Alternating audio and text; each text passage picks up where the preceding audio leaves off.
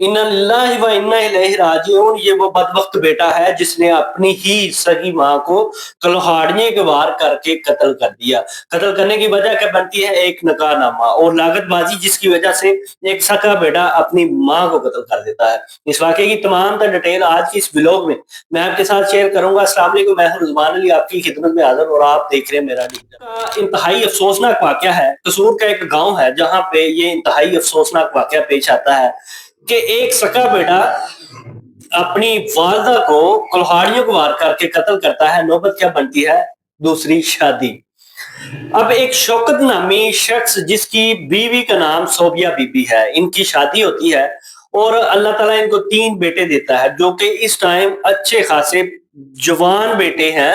अब ज़िशान जिसने इसको कत्ल किया है, ये सबसे बड़ा बेटा था। अब ये 3 बेटे करके वालिदैन इसको पालते हैं। जो वालिद है ये इंतहाई, जो जिसको कह लेना कि जिसको कोई परवाह ही नहीं है, बस यही कहता है रोज़ लड़ाई झगड़ा बीवी के साथ, रोज़ लड़ाई झगड़े के साथ उसकी पिटाई करना, उसको मारना-पीटना, ये सिलसिला उनका चलता रहता था। अब बच्चे जवान हो गए थे। सबसे बड़ा बच्चा जो कि ज़ीशान था, अब ये नशे का आदी था और ये लड़ाई झगड़ा इस हद तक बढ़ता है तो वो एक दिन नाराज होकर अपने वालिदैन के पास चली जाती है। जब वालिदैन के पास जाती है तो चंद महीने वो अपने पास बैठाते हैं। उसके बाद वो सुलह की कोशिश करते हैं वालिदैन, जो कि उसका वालिद उस टाइम फौत हो चुका था। उसके बाद वो सुलह करने की कोशिश करते हैं। जब उसके घर जाते हैं, शौकत के घर, तो मामलात ज्यादा खराब हो जाते हैं। तो उसके बाद वो खुला ले लेती है। खुला लेने के बाद वो अपने घर बैठ जाती है और उसका भाई उसकी देखभाल कर रहा है। 3 बच्चे और जो शौकत है वो अपनी मौज मस्तियों में मसरूफ हो जाते हैं और जो वालदा है वो खुला लेके अपने घर वालिद के यहाँ अपने भाई के पास चली जाती है।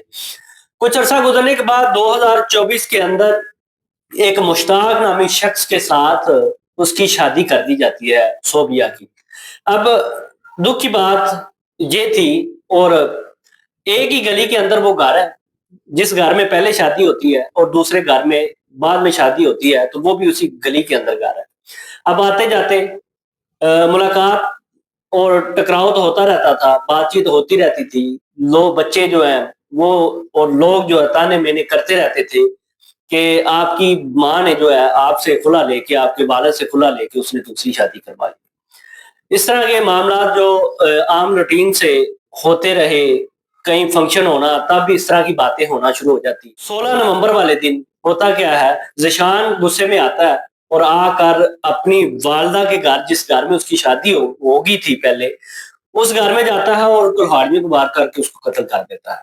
और उसका जो शौहर था वो घर मौजूद नहीं था।